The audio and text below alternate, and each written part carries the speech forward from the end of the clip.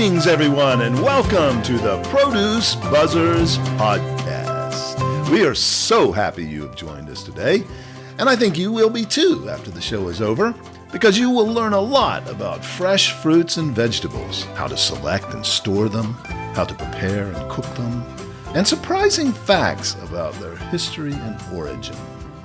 We hope it inspires you to eat more fresh fruits and vegetables, not only for your health, but also for your delight and pleasure as you explore their amazing world of taste and delicious flavors. Eating more of them will transform your life in so many positive ways. So settle back, relax, and get ready for another delicious adventure with the Produce Buzzers.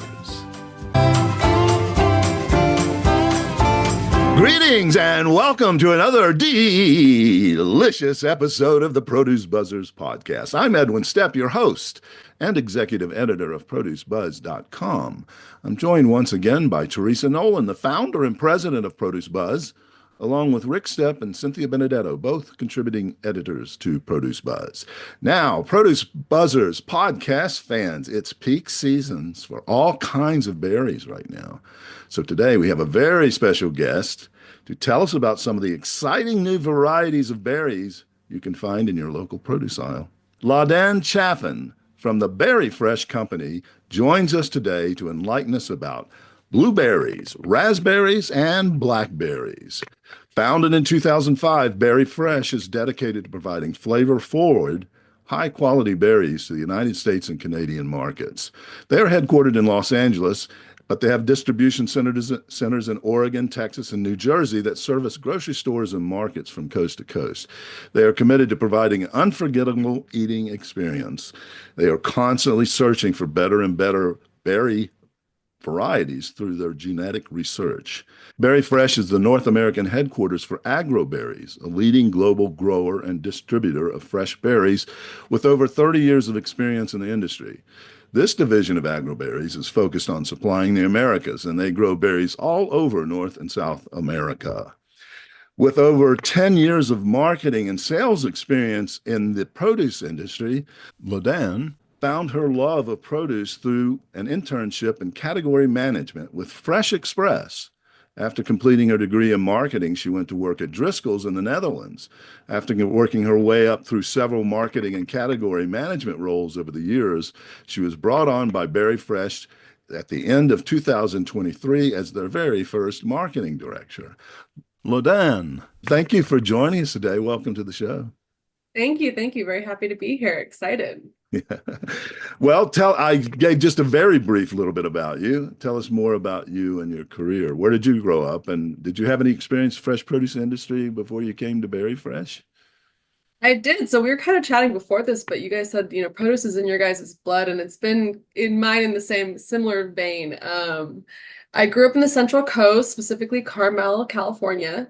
And Central Coast, as many of you know, is a hotbed for a lot of agriculture. There's artichokes, lettuce, all the way from Monterey Bay to Salinas Valley is every kind of fruit and vegetable you could think of. But specifically, berries are grown throughout the Salinas Valley and Watsonville, so kind of closer to Santa Cruz. Right. My father started in produce when I was in middle school, so I've kind of followed his footsteps. Loved what he did, and he'd always bring the best produce home from his different jobs. And so after getting my bachelor's in marketing, I told myself I would never market anything that was bad for people. So Fantastic. Produce was a very natural choice for me. And so as you mentioned in my intro, one of my early internships in college was with Fresh Express. Had a wonderful time. And then I was lucky enough to start with Driscoll's right out of college in the Netherlands. So I learned a lot very fast. And then I went to work for Driscoll's in the US in Watsonville, California for almost 7 years. And then I decided I wanted to get my MBA. So I went to UC Davis to get my MBA in business and ag. And then I went back to Driscoll's for a little bit, did category management. I really honestly just missed marketing. So bounced around a little bit after I left Driscoll's, and then Berry Fresh picked me up in 2023 to be their very first marketing director. So it's been a fantastic time with Berry Fresh so far. They had never done any kind of marketing, so it's really been amazing for me personally in my career as well, just to be able to build the foundation of this company and tell their story because they have a fantastic story. So Yeah. it's very exciting. Can't Yes. wait to hear that. But you are really a berry expert. That's basically I been where you've focused for most of your career. Yes, yes. I've been in berries for almost 10 years now, and I keep telling myself to try something new, and then I just keep getting dragged in because I love it so much. But there's You not a know, better product. I mean, it's just no. so delicious, so colorful. It's Yep. I don't want to diss other products, but it's not like celery. I mean, celery is, It's exciting. Yeah, it's when people say, the berry, is it hard to sell berries? I'm like, no, people love berries. They sell yeah, themselves. It's right. very fun to be able to sell a product that everybody usually enjoys. Yeah, right. But being in the produce industry, as I'm sure you guys know, is a beast of a job because we are always subject to Mother Nature, and it's Right. definitely all hands on deck at all times and always unpredictable, but it keeps it interesting. I have to say Right. that. And That's there's so nothing very weird that you think that it's so ever changing and crazy. Yeah, we talk about that a lot here because most of our listeners are consumers, they're not in the industry. And so we try to remind them that produce is not like widgets. You can't just hmm stick the formula in and they pop out exactly, everything is exactly the same. You're at the mercy of Mother Nature and a lot of other factors. And oftentimes when the product is the best, it's the cheapest because usually other people have good product and the Yes. weather's been good. So it's an odd thing. Sometimes when produce is not as good, it's higher priced. So Yep. They're it's a weird throwing thing. everything in the box that'll go. Yeah, Yes, because exactly. everybody's low in volume. They I don't, no one has fruit. I don't think we were representing Driscoll's when you came on board. I don't remember. Teresa, do you remember when we stopped working with them? Oh dear, I'm terrible about things like that. No, but what year were you at What years were you at Driscoll's? I started in 2013 and I left in 2019. And Okay. Oh then I God. went back for a couple years after Yeah, that. we weren't working with them then, but I think that Mike Hollister, Steve Treaty, Yeah, they were Steve both Treaty there. was my boss Oh for yeah. a long Yeah, time. I'm yeah, still in contact with him. He's great. Good. yeah. Yeah. We had him And on the podcast a couple of years ago, and I've been trying to get him on since he's quote unquote retired, Retire. Yeah. but he's been dodging me. So, yes, and Steve and I worked together at the California Strawberry Board before it became a commission, Okay. and I trained him. We went on the road together just before I left there to start my own business. So, Awesome. He's a yeah, fantastic yeah. boss, great mentor, and just great all around human. Mhm. I love how you said, in quotations, retired, because yeah. he can't quit. Right. He's always going. Yeah. Yeah, and I hope I haven't talked to him in a while, but I hope he's able to find. I'm sure he's going to be fine. He's going to keep going. But anyway, Yeah. so we're still trying to get him on. If you can nudge him for us, I I would will. think. I'll let him know. Okay, well, let's Yeah, get back. Oh, go ahead, Edwin, Rick. Yeah. we have another thing in common too. Oh, We represented Transfresh, which was a division of Fresh Express for how many years, Teresa? Over 20, I guess. Yes. Uh-huh. Okay. Yeah. Was I We- the first? That you did the first QCs for them, yes. Rich McLeod, did you know him when you were at Fresh Express? I didn't. I was there. I was only an intern, so I was kind of Yeah, just stuck with like the two people I worked with. They didn't really right. let me out of my cubicle very much. No, I'm just kidding. well, Driscoll's probably used Transfresh, didn't they, or did they? No. Yes, they did. Yeah. Tektrol. Uh-huh. hmm Tektron. Yeah. Uh-huh. Okay. All right. Definitely. Well, let's get into the history of Berry Fresh. I think when I first started looking at your company, I did not realize it was part of a bigger company. I thought it was on its own. But tell us about the history. You said it's a great story, so we want to hear that story. Yeah, so Berry Fresh was created when our parent company, Agroberries, actually bought a smaller berry company called Triton. And that was almost 20 years ago. We're actually celebrating our 20th anniversary this June, which is exciting. Great. And since then, Berry Fresh has really grown into a strong company in North America. We always like to call ourselves the sleeping giant. So, we're still building our brand. That's why they brought me on. But we are in every major retailer across the US. So Oh, wow. we're a small team, but we're mighty. And Great. our parent company, as you said, Berries, is a larger global berry company. They were founded about 30 years ago by blueberry growers in Chile. Okay. And one of the founders is still our CEO today, and his name is Jorge Varela. Yeah. Very good. So since its inception, we were really, as I said, they were blueberry growers. So we were very strong in blueberries, and that's how we've gotten our mark in the US and Canada. And over the last, I would say, 15-ish years, they've started to expand more into blackberries and raspberries. So now we have a strong program with all three berries. Okay. We always get the question, are you going to sell strawberries? As you guys have probably heard from other people in the berry industry, strawberries are a tough product. They're a little more, how would I phrase this? It's a little more finicky, and it's tougher for companies because they tend to go up and down in price a lot. So we're gonna let other companies handle strawberries for Right. But figure out your niche and do it very well, which from my experience in buying your products, you you're doing it very well. So Thank congrats. you. So you meant go ahead. I was gonna add something that I like, that story that we spoke about is, being founded by growers is still very relevant to us today because we are our growers. We are growers, sorry. Yeah. We are growers ourselves. So a majority of our volume actually comes from our own farms. So we're still very connected to the ground we work with.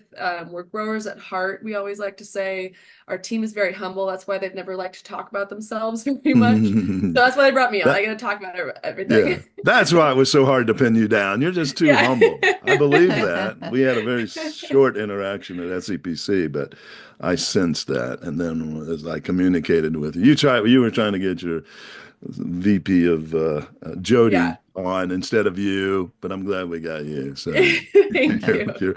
You seem very enthusiastic and passionate about what you're doing. So you mentioned that you have a lot of different growing regions. Tell us about that. Where do you grow them, and kind of give us the seasons and how they progress? We start in sometime in December in Peru. Peru goes through May. And then around that time, shorter season is also Chile. That's where, as I mentioned, that's where we were founded. Our global headquarters is in Chile as well. Yeah. And then Mexico comes on starting January through July. So right now we're in the heat of our Mexico season. And like I said, we have our own farms in all three of those regions. Oh, right. So we're growing majority of our own fruit in our own farms, and it's a lot through proprietary varieties. That means varieties that aren't open to the public. Yeah. And usually that means that these varieties are specially bred for high flavor, better shelf life, so they last in the refrigerator longer. And it's all natural breeding, so there's no GMO berries. We like to say that our berries are better than a lot of the public varieties. Yeah, of course. And you guys work hard to get that. Maybe we'll get into that in a little bit later, but that's just so our listeners understand the propriety. Do you trademark these proprietary varieties to protect them? How do you protect them? Because if they get the seeds from them, can't they just duplicate them somewhere? Yes, yeah. So that is an interesting point you bring up. So with proprietary varieties, they are protected by the breeders. So we have a couple that we grow from other breeders that we buy the rights to. So for example, we grow Sequoia blueberries from a big breeder called Fall Creek.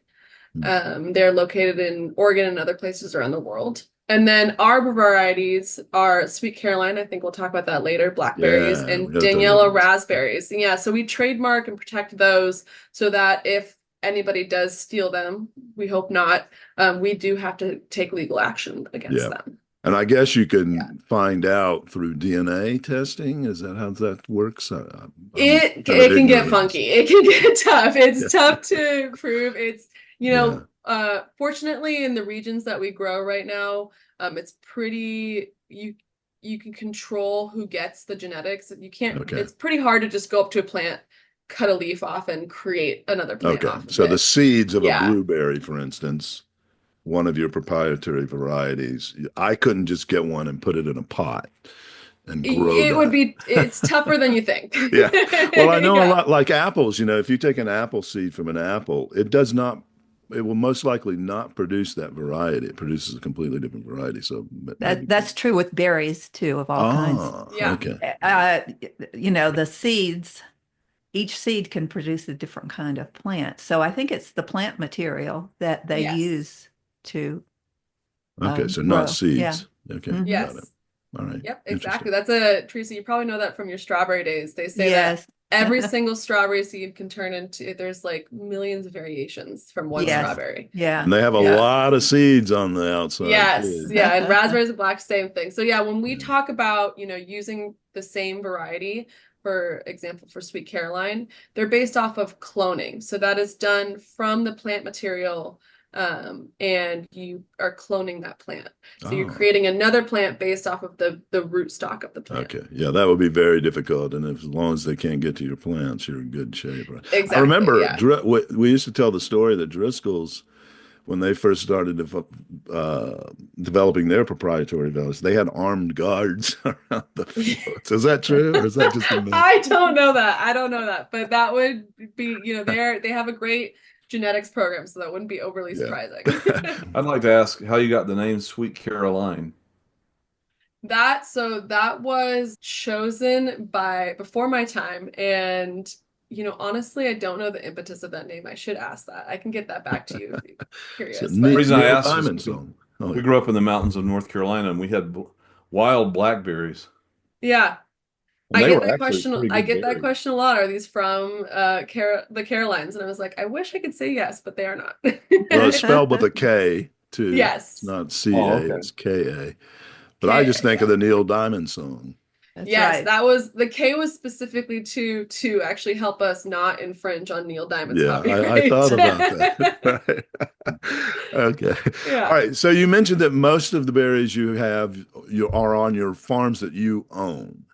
But you said Yes. most, so that it tells me, I'm inferring from that you also have other independent growers who supply you. Is that correct? We Tell us do, about and that's actually a great segue into where we're moving into now is what we call domestic season. So that's growing in the US. So we grow in Florida, Georgia, California, North Carolina, New Jersey, and we don't personally grow ourselves. We have some great trusted third-party growers that we work with who we have had long-standing relationships for years with now, that we source our fruit from them. And that helps us, meet what our retailers need and what consumers need ultimately, because we can't grow as much fruit as we need to. We wish we could, but we're trying. We're slowly growing to that point. But we do actually grow our own fruit in Oregon. So the Oregon season will start here in June-ish, end of June, and go through September, maybe early October, depending on the year. And that's our own farm, and we're very proud of it. Yeah. Is that the only in Oregon that you actually own the farms? The other places? Yeah. Yes, only in Oregon. Got it. And you grow all these proprietary varieties in the US as well, but mostly with independent farmers. So it's mixed. There's some public varieties, some proprietary varieties. It just depends on where we have the licensing. Yeah. Okay. Got it. All right. Well, that's interesting. Very interesting network. And you've got to supply that you have to in the business now if you want to stay in there relevant and continue to supply. You basically have to be there year round or it can go away. Is that correct? Yes. Yeah. So that's why you have to grow in both north and south and both sides of the equator year round to supply your clients that you're going to. So that's a challenge. There's a lot of challenges with that. I know it gives me a headache to think about how you coordinate all that, but It is, yeah, it can be a logistical challenge. You have um whenever the season is changing over from one region to another, it's always a little bit of a scramble to make sure that our quality is being upheld to the highest standard still, because what a lot of consumers don't know is that in a plant's fruiting harvesting cycle, the beginning of the cycle, the fruit is usually not at its best. Then you get to what we call the peak, and that's when the fruit is tasting great. That's when you go in and then all the melons are just perfectly ripe, perfectly right. sweet. That's usually in the peak. And then you start getting to the end of the season, the flavor starts to dip because the plant's a little tired. And the weather's changing usually because the seasons are changing over. Yeah. And, like we talked about earlier, produce is not an exact science. We're dependent on so many different variables all working together to be perfect. And we wish we could guarantee that our fruit was exactly the same throughout the whole season, but we can't. We can't obviously taste every single berry clam that's going to consumers either. That would be a food safety violation. So we work really hard to make sure that, the seasons are overlapping so that there isn't that big dip in quality. So we know that, okay, our blueberry quality in Peru is probably going to start going down because we know the rains are coming. So now Mexico's coming on and we're going to have really good quality. So that's how you play with the different regions. But like you said, Edwin, it can be a logistical challenge sometimes. Yeah, I believe it. So you mentioned the types of berries you grow, but I tell you what attracted me to your company is the blackberries that I've bought, and to tell you, I've been buying them now for a while, and I have never had even one berry that I bought under your Sweet Carolines brand that wasn't just absolutely perfect.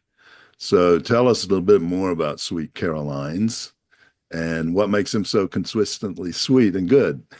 Yeah, so I think at the last conference I saw you, I told you that it's the best blackberry you'll ever eat. And Yeah. I know I could be considered biased, but really, being in the I'm industry. not, and Yeah. I buy blackberries regularly, and anyway, I'm not biased. It's the best blackberry I've had. So, sorry. No, it's okay. I love hearing it, and being in the industry for a while, I can say as long as I have. Um, I am personally, my blackberries are my favorite. And so when I was introduced to these blackberries, I was very impressed. They really are consistently sweet. We work hard to make sure we uphold that sweetness. We don't ever put them in, we don't put them under the Sweet Caroline brand unless the flavor is there. And Okay. how we test that flavor, like I said earlier, we can't personally taste every clamshell, but we do have testing methods. It's called a brick score. Oh, And I will not get overcomplicated because I don't want to have your consumers fall asleep here. But what it is this little machine, and you squeeze a little bit of the berry juice in there, and it tells you the sugar to acid ratio. So oh. you never want too much sugar, despite what people will think, No, no, because no. yeah. Easy, easy, easy. I like the sugar. What number is it the thumbs up that they make the cut? So for Sweet Caroline specifically, because of they are touted as sweet, we have a minimum bricks of 13, which is pretty high. The regular blackberry you see would probably be around a 7. Yeah. Yeah. Wow. We Yeah. have discussed bricks here a lot on the show. I think our regular listeners now know what bricks is. Okay. I like your explanation. That was very succinct and easy to grasp. So that is high, 13 for a blackberry. Yeah. Yep, I was gonna say it's not high. Oh, What would But not for her. Okay, you have to know a little something about Cynthia. We tease her about this, but she's a sugarholic. uh, As you know, we try to talk about healthy foods here, and Cynthia has to pipe and up. So, I do healthy foods, but of course you do. You're in good eat shape. all your vegetables and then you can have your nerds. But I used to work at a citrus processing plant. I am the wrong person to ask because, like, 13, I would have scoffed at that. Meanwhile, the blackberries that, if I can hit or miss, are unbelievable. What about the acid? What ratio of acid do you look for? So that what I was saying with bricks is usually it's the balance between, so it's a bricks ratio. So it's a balance between sugar and acid. So that Mhm. number represents both sugar and acid. Yes, exactly. Oh, okay. All It right. represents the ratio between. So that's what I was saying. You don't usually we don't just measure sugar, because if it was just sugar, you wouldn't have that depth of flavor in fruits. Yeah. You want a Right. little bit of both. Yeah, they need to balance it off a bit with the others. Yes. Yeah. Okay. Well, that's very interesting. And what's the highest bricks you've ever recorded? On Sweet Caroline's, Yeah. I personally, I'm not in QC. I could probably ask my QC guy, and Yeah. he would have different answer. But I heard that they got up to 17 one time. Ooh. Ooh, No, that'd be it's yeah, you would good. love it. But sometimes that when that happens, when there's a lot of sugar and fruit, it starts to break down quicker. So Right, as a right. consumer, when you're picking, maybe you might be lucky and get like a really soft, sugary melon or fruit, you'll notice that doesn't stay as good as long in your fridge, Right. because sugars break down. And basically, as the fruit gets older, it creates more and more sugars. Right. And then if you leave it long enough, it will ferment. Yeah. That's That is when that funky smell. yeah, and that's when Rick likes it, because Rick likes, a little brandy and some. Yeah, there you go. We rib him about his whiskey combinations and that he does with fruits. So anyway, Yeah. sorry about What that. I've learned recently, my husband worked in the alcohol industry, and I Oh, learned that you can basically turn any fruit or vegetable or plant that has sugars into a type of alcohol, into oh, alcohol. yeah, So, that's right. because That's it's like, the sugar that yeah, breaks down and turns into alcohol. So right. leave it long enough. I don't suggest doing this at home, because it probably could become a biohazard, but it Right. will eventually turn into alcohol. Yeah, like vodka can be made from just about anything, I think, too. Yeah. So it's Yeah. it just let it rot and let it ferment. Yeah. So anyway. Well, so you mentioned, so blackberries are also my favorite of all the berries. And, but they've been kind of the black sheep for many years, that you didn't see them. When I was growing up, we didn't see blackberries very often in the grocery stores. And of course, that was a long time ago. There were a lot of things that weren't in the grocery store when I was growing up. But it's been, maybe this is mischaracterization, but it's been, no pun intended, the black sheep of the berry category. But it seems like they really are experiencing a surge in popularity and demand. Tell us about that, and what do you attribute it to? Yeah, so of the four berries, actually, blackberries are the lowest household penetration. So I don't know if I'll explain that in a quick sentence too. Okay. Household penetration is basically how many homes in the US are eating this berry regularly. How many, and we measure it by if you've bought it at least once in the last year. Hmm. So most people don't usually buy blackberries, and I attribute that mostly to most of us have had a really bad blackberry experience. Yeah, That bitter taste. You eat it once, you don't usually want to try it again. right, And they're not the cheapest thing to buy in the store. So you want to make like people want to buy things that taste good. And that's why I think Sweet Caroline is so important to the blackberry category, because it's really showing people that there are good blackberries out there. There's a lot of work going on behind the scenes with breeders to help breed better, more flavorful blackberries. And for some reason, I'm not sure of the history, but basically over the last 10, 15, 20 years, it started strawberries were the king of the berries. Had all the focus on them. And then blueberries started to take off because of their antioxidant properties, and they really right. became a superfood. And then raspberries became this delicacy. So now blackberries are going to have their shining moment. Great. And you're going to be right at the center of that with all your We're experience. pushing for it. Yes. Yeah. Well, I think Why you should be. did why did uh raspberries cut the line?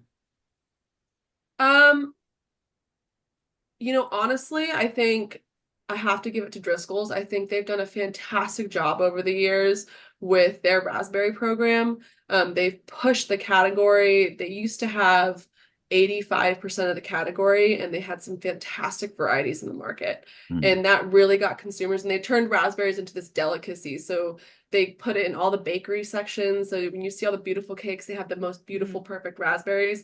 They did a great job of pushing the category. Yeah. And they worked hard on the supply chain, the cold chain, to keep it, make sure they were reaching destinations not moldy. And the Nolan Network, that was the name of Teresa's company. We were very involved in doing, we did the checks on the berries at the East Coast markets for them to go in. Store checks, but also when they arrived at the markets, the terminal markets, the wholesale markets, we would go and pull out samples and go through them and do a quality assessment on that end for them. Well, that leads to a question I had about getting these fragile berries to the market, especially across the country, across the globe, from South America to North America, and then to the grocery store shelves. Tell us about the challenges there a little bit, and what you do to abate those. We do it very, very carefully. It is, that's like the joke. That's like the joke. How do porcupines mate? Yeah, very carefully. Yeah, it is though. I joke, but it is. We do it it's very, like you said, they're of the fruits and vegetables. I want to say they're the most delicate, especially when you're looking at raspberries and blackberries. Blueberries are much hardier. They can last for a lot longer. That's why we can ship them from places like Peru. But raspberries and blackberries, they need to be immediately after harvesting. They need to go straight to a cooler, and the temperature needs to be brought down to around 32 degrees. And it needs to be done as fast as possible. And obviously, we don't use chemicals or anything. Most places have these big fans, so it's all done naturally, naturally, industrially, large facilities. And it all needs to be done perfectly. So as we mentioned, if the truck gets delayed for some reason or breaks down on the road between the field and the cooler, that whole truck is probably going to be deemed unusable because the quality, the berries start to melt. I don't know if you guys have ever bought berries from the grocery store and then got stuck in traffic and hot weather, and you can immediately start smelling them within about 30 minutes, so they're very delicate with temperature. So we work really closely with all of our logistics providers, down to our drivers, and they know that that we have monitors in every truck that the driver can see live on their dash cam. Not dash cam, but like they can see live when they're driving and make sure that the truck is held at 32 to 33 degrees. And is that go ahead. I don't want to. Go ahead. I was going to ask, and is that somehow digitally, wirelessly transmitted to some sort of record keeping so you can know from field all the way to the end of the supply chain? Yeah, so there's a lot of different methods and a lot of different companies that do these variations. So you can get really technologically advanced with it and have live stream updates of the temperatures of all your trucks. We're not quite there yet. That's a big financial investment. Right. All of our trucks have trackers, so if there is a quality issue, when it hits the grocery store, we're able to pull that truck's data and see where the breakdown happened. Got it. So yes, there is constant tracking of every temperature of all the supply chain to make sure, and that also plays into food traceability. So I don't know if you guys have talked about this with your consumers. We did. We had one episode where we had a food safety expert talk about those issues, but I'd love to hear what you have to say about that. Yeah, so I mean, there's what we call food traceability. So that's right. The use of traceability is making sure you track the food from field to store, and there's many parts of that. So it's tracking the temperature, it's making sure the trucks are up to standards, because you don't want a broken down truck or a truck that's not operating correctly and bouncing the fruit around because that makes quality issues.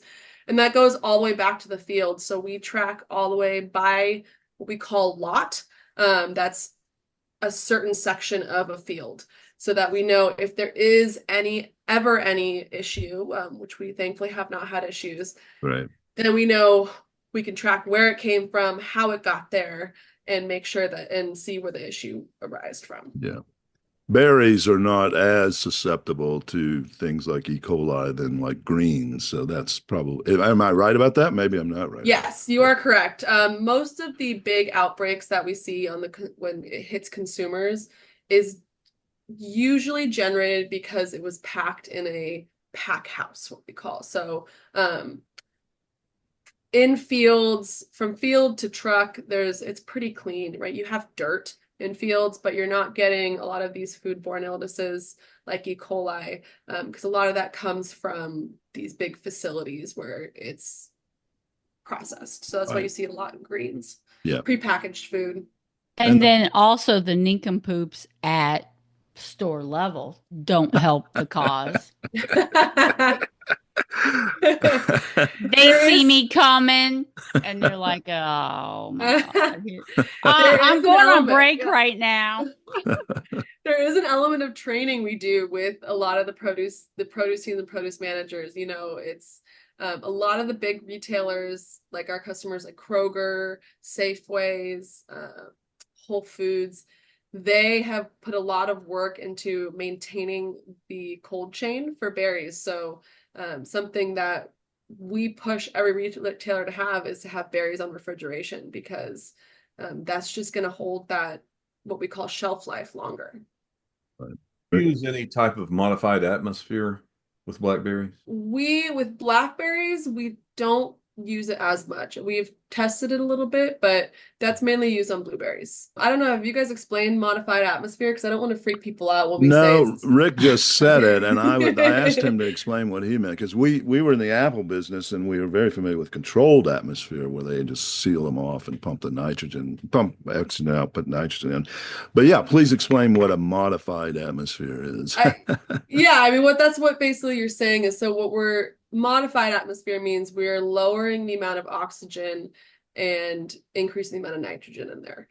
So there's no weird chemicals or anything going on the fruit. That's what I try to tell people. I'm like, there's nothing being sprayed on the fruit. It's just stopping the fruit from fermenting, as we talked about earlier. You're changing the air around the fruit so that it stops it from continuing to ripen and ferment. Also, it keeps the bacteria from growing. Yes. And a lot of that, the bacteria part is done with a temperature control, at least in berries. That's why I said you have to get the fruit from the field as fast as possible, because any fruit left in a warm setting will start to build bacteria. So we get it into the cooler within an hour and less most of the time. And I just want to say that my drive from the grocery store here in Western North Carolina to my home is about 5 minutes. We don't live in Los Angeles like you, where your drive is going to be 30 minutes and then they start smelling. But anyway. Or how about here in Florida? Like if somebody gets interrupted and trucks don't get unloaded. But we always recommend that consumers bring something to put the fruit in to keep it cold. If you can throw a couple of bricks into a cooler and then put your fruit in that on the way home, that helps the cold chain process. Definitely. Yeah. If it's middle of summer and you have a long drive, cooler with some is much better. Or what I do, I cheat a little bit. I like to take my frozen bought items and I'll put them over the berries if I know it's going to be hot. Yes. That's a good idea. Or put the berries on top of them to keep the cold chain. Yeah, that's a great idea. One thing we talked a bit about, a little bit about how blackberries are grown. Let's focus on the blackberries primarily. Tell our listeners, who are mostly consumers, a bit about how blackberries are grown. What's the process, how they're harvested, that kind of thing. I will focus on blackberries, but it's very similar for all berries. So there are two main ways to grow blackberries, blueberries, and raspberries. One version is what we would call you can call pots. So it's like a potted plant, Oh. basically. And then the other version is in the ground. And so in the ground is what you grow like in your backyard. You put the plant in straight into the ground. That's what you see the pictures of usually in fields, and how that, watering, nutrients, it's all usually done through drip irrigation. And then harvesting in that sense is everything's done by hand.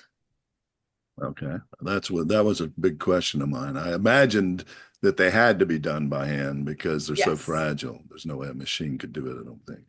Yes, yeah. So specifically, or especially for raspberries and blackberries, it's all picked by hand. There is no robotics, no machine out there that can delicately enough grab the berry off the vine. Okay.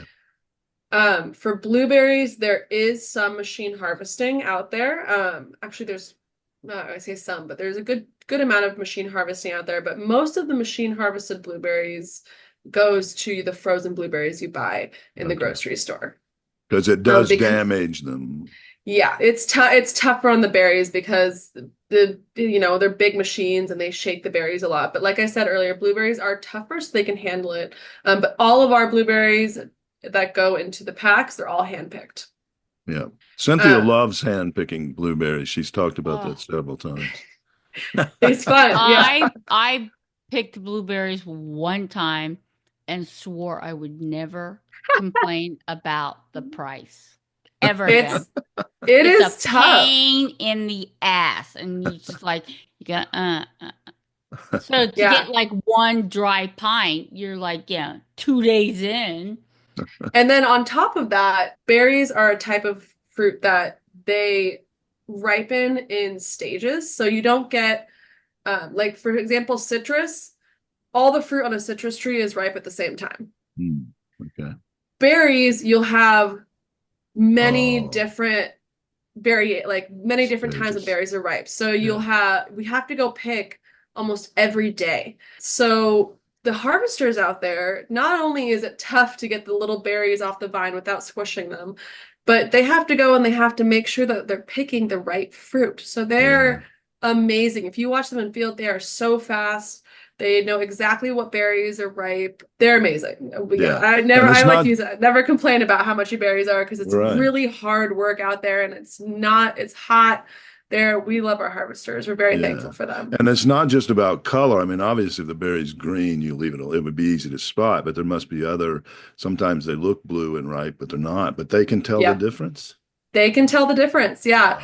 It's about color. It's about size and firmness are the three that we look for. Interesting. Yeah, that's amazing. And of course, I know blackberries, unless you've bred them not to have the thorns, they're thorny, right? Yes, we do breed blackberry plants so they're not thorny. So majority of commercial blackberries that are grown in fields are not thorny. Okay, so that would be tough. Okay, yeah, got it. That would be tough. I will say though, being in field, they're still not the most comfortable. So we have gloves for all of our harvesters with blackberries and raspberries because the leaves are still a little rough. Yeah, right. Yeah. As Rick mentioned earlier, we have a lot of wild blackberries here in Western North Carolina. It's a great time. They come ripe about the end of June, beginning of July. And I always like to go pick them, except for getting stuck by the thorns. Yep. Yeah. As a kid, we have wild blackberries in Northern California too, where I grew up. And I fell into a blackberry plant when I was a kid, just trying to get too close and it was, it's a lesson you learn pretty quickly. Great. Well, that's interesting. And I do like for our listeners, and most of our listeners want to know everything about they want to know where the food comes from, how it gets to them, what are the challenges. And we try to emphasize to them about don't complain about the price because just enjoy it. And still, you think about the price of most produce, it's still by volume and for what it does for your health, some of the cheapest things it's the cheapest food you can buy, I think. So a lot, if you take it, by volume, and I think it tastes better, but it's more cost effective than buying a bunch of vitamins that you Right. have to take to get the same nutrients. That's So I true. always tell people it's better to get produce. And a lot of nutritionists now are saying that the vitamins really don't help you. You have to get it from the whole food. So I'm not a nutritionist and I'm not going to make a claim, but I've heard that quite a bit recently. So get it from your whole foods, folks. Yeah. All right. Well, listen, we talked a bit about making sure you keep it cold all the way and get it them. Give our listeners some tips about how to store berries and keep them longer.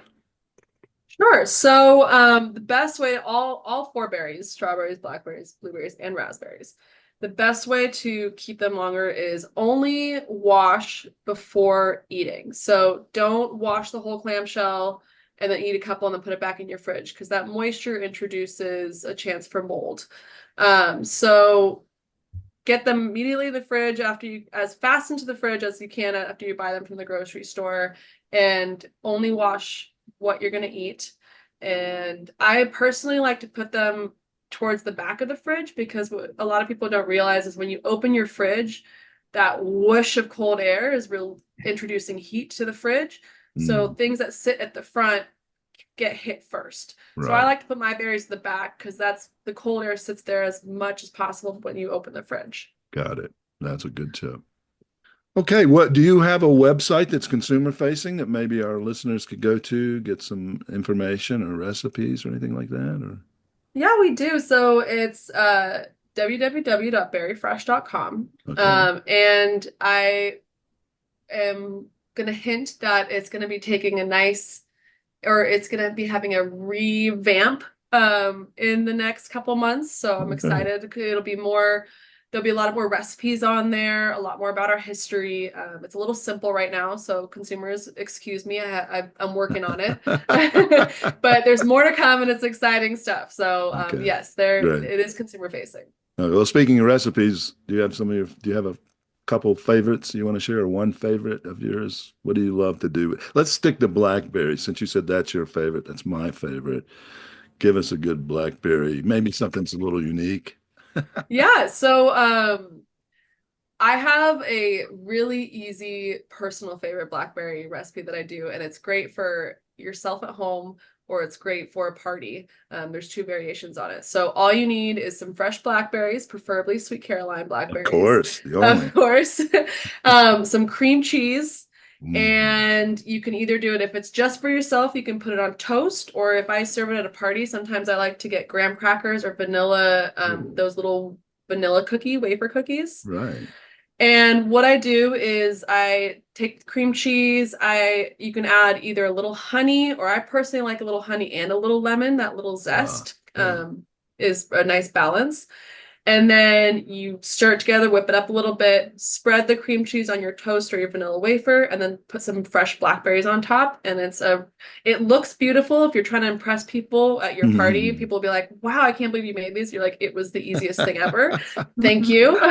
Yeah. And then if you're at home, you want a little treat, it's a delicious toast. Yeah, that sounds great. And you could mix in the raspberries and the blackberries too for color. That would be great, Yes, right? it works. We're talking about blackberries. It works with every single berry. Right. You could do all three. Yeah, great. Any special promotions that our consumers might want to hear about? Can you tell us about anything coming for Sweet Carolines or anything else? Yeah, so we're actually coming into what is our second peak of Sweet Caroline. So Okay. moving into May, you're going to see another big push for Sweet Caroline. And then as we get into summer, blueberries are really going to start to come on strong. So you're going to see the price drop. We see a lot of promotions in the retailers, and it's a great time. Domestic California, Oregon, domestic blueberries grown in the US are fantastic. They taste great. Yeah. And we love to support our US growers. Okay. So there you go, listeners. May for Sweet Carolines, look for some promotions there. And then getting in more to June, did you say, for the blueberries? Yes. Yeah. Yeah. So End of May to June. End of May to June, you'll see some. And we've talked about Sweet Carolines as a brand on some of your blackberries. I take it if they don't make the cut, you put another label on them. Is it just Berry Fresh for your other berries, or do you have other labels that they can look for? No, just under the Berry Fresh label, is we have a lot our normal blackberry program, and then Sweet Caroline label is specifically for the Sweet Caroline. Right. But the raspberries and blueberries are all berry fresh. There's All no. Berry Fresh. Okay, yes. good. So look for berry fresh. Listeners, you will not be disappointed. Okay, so well, this has been a lot of fun. Yeah, I And thank you so much for having me on. oh, This I'm was so very glad fun. you were so passionate and knowledgeable. Thank you so much. This is going to be a very good episode. I know our listeners. But before we go, Oh, Edwin, I Laudan, have one more question. Uh-oh. you always says one more question. Okay. Lay it Columbo. on me. Like I said, we can Like, talk all we no, can talk you all can't. afternoon. You cannot put them in the microwave. Oh, you can actually. You can make it. Okay, we have to let Laudan know about the joke with Rick. Rick uses his microwave a lot, and Cynthia and I are both microwave averse. We don't like cooking Yeah. it. But Rick always cooks his veggies and things in the microwave, so we tease him about everything being in the microwave. Anyway, you had a question, Rick. Let's get to it. I forgot what it was now. Good, it worked. No, I wanted to ask, Mother's Day is coming up. Good Yes. question. What growing area will the blackberries be coming from? Primarily Mexico. Okay. Yeah, so blackberries and raspberries will be coming from Mexico. You'll see some blueberries coming from Florida, Georgia, but mainly Mexico. Okay. Yeah. Okay, we're going to let you go, but first, Laudan, there's a ritual we put our guests through every episode, and I don't tell them about it. I didn't tell you about it beforehand because I figured you'd chicken out and wouldn't come on. This ritual is painful. I'm ready. Lay it on me. Let's go. Okay, here's the deal. So Teresa loves puns, and every episode she pulls out a pun to punish us, because you know puns are notoriously bad. We call this segment Home Grown. So here's how it works. Teresa brings out the pun. It's usually in the form of a question. And we get the question. We try to guess the punny answer.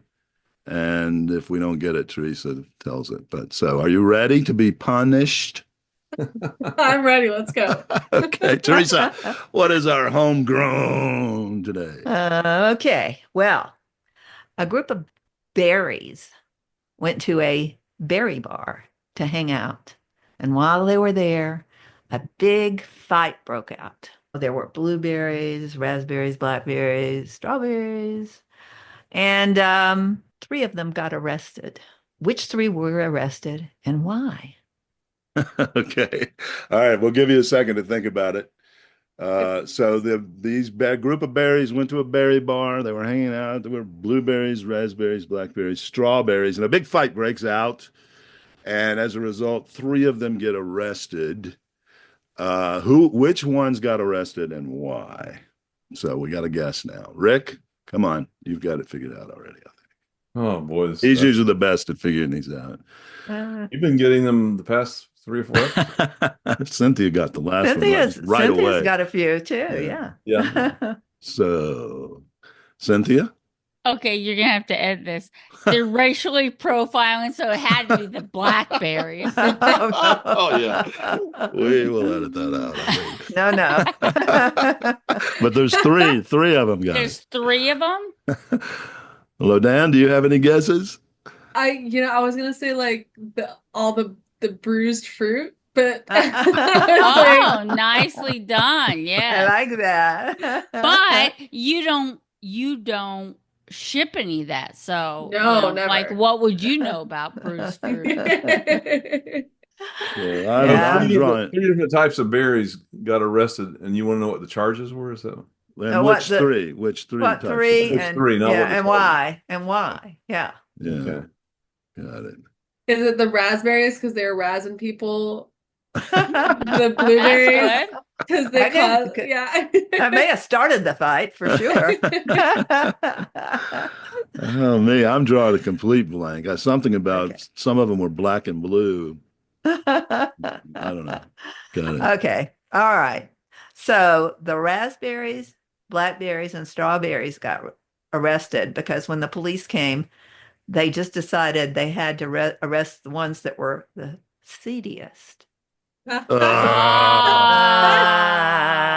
Okay, that's good. Is that true, though? Strawberry, Is definitely. that, or is it the seedy part of town, or can a person be seedy? Yeah. Yeah. So blackberries have left. Let's talk about this for a second now. We're going to learn something here. Blackberries have less seeds than raspberries, blueberries, and strawberries. The blackberries, raspberries, and strawberries have the most seeds. Okay, so Yeah. No, but rake them. oh, and which ones got arrested in your story, Teresa? I thought the blueberries got arrested too. No, the No, raspberries, not the blackberries, blueberry. and strawberries. Oh, okay, got it. Yeah. And I'm going to show off a little technical knowledge. Oh, here we Raspberries go. and blackberries are drupes.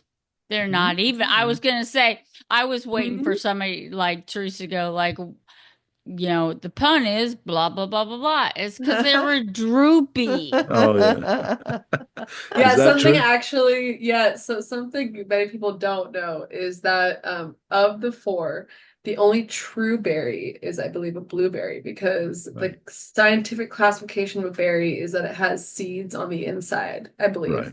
Right. So actually a banana is a berry. Yeah. A strawberry, for those who don't know, is actually related to a rose. It's more closely related to the rose. It's in the nightshade Interesting. family. It's like tomatoes as well. Yeah. And then blackberries and raspberries are, drupes, because they Right. have those little berries that make up raspberries and blackberries. Those little round parts are Right. called drupelets. Okay, got it. Yeah, and drupes, like stone fruits are drupe because they have one seed just in the middle of the Mm-hmm. fruits, and that's why each of those little drupelets has one seed, right? Mm-hmm. Inside. I'll Yep. probably edit that out too. But no. The fun you learn.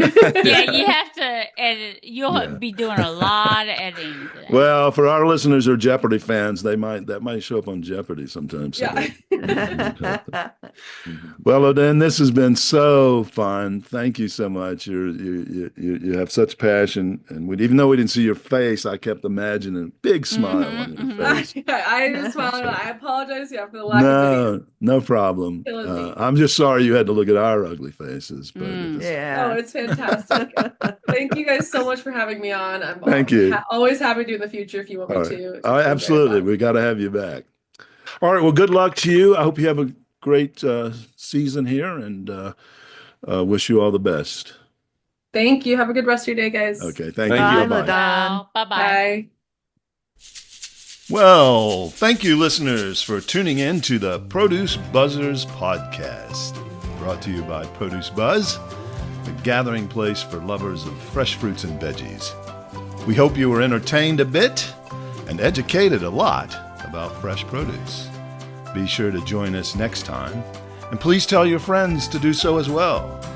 Like, share, and comment on our Produce Buzz Facebook page, and check out our website at www.producebuzz.com. There you will find articles about fresh fruits and veggies, how to select, store, and prepare them, as well as lots of interesting facts about all the wonderful bounty the earth provides for us. Until next time, be fruitful and don't forget to veg out.